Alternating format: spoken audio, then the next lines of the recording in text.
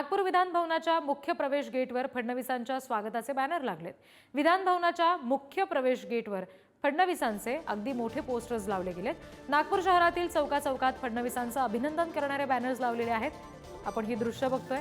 मोठे मोठे कटआउट्स आपल्याला पाहायला मिळतात। नागपूरमध्ये मुख्यमंत्री फडणवीसांची भव्य रॅली सुद्धा काढली जाणार आहे। सध्या ही दृश्य आपण बघतोय।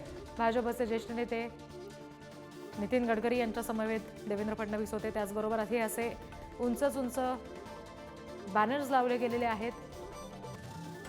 नागपुरातली ही सगळी दृश्य आहेत।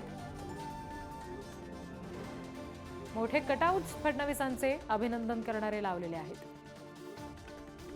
राज्याचे मुख्यमंत्री देवेंद्र फडणवीस आज नागपुरात येत आहेत। त्यांचं हे पहिलं नगरागमन आहे, कारण शपथविधी घेतल्यानंतर आज पहिल्यांदा देवेंद्र फडणवीस नागपुरात येत आहे आणि त्यांच्या या प्रथम नागपूर आगमन प्रसंगी भाजपतर्फे मोठ्या प्रमाणात स्वागताची तयारी करण्यात आलेली आहे। त्यांचं जंगी स्वागत करण्यात येणार आहे। नागपूर विमानतळ ते धरमपेठ येथील निवासस्थानापर्यंत एका भव्य रॅलीच्या माध्यमातून देवेंद्र फडणवीस यांचं स्वागत करण्यात येणार आहे आणि या स्वागतासाठी जे आहे ते ठिकठिकाणी अशा प्रकारचे कमानी असतील, स्वागताचे बोर्ड असतील, कटआउट्स असतील, भाजपचे झेंडे असतील, या प्रकारचे मोठे स्टेज असतील ते लावण्यात आलेले आहेत आणि भाजप कार्यकर्त्यांतर्फे मोठ्या प्रमाणात त्यांचा स्वागत करण्यात येणार। आपण सध्या जे आहोत ते नागपूरच्या लक्ष्मीनगर चौकामध्ये आहोत। या लक्ष्मीनगर चौकाला संपूर्ण चारही बाजूने जे आहे ते सजवण्यात आलेलं आहे आणि केवळ हा लक्ष्मीनगर चौकच नाही तर 8 रस्ता चौक असेल, छत्रपती चौक असेल, खामला चौक असेल, शंकरनगर चौक असेल किंवा लक्ष्मी भवन चौक असेल, इथपर्यंत मोठ्या प्रमाणात जे आहे ते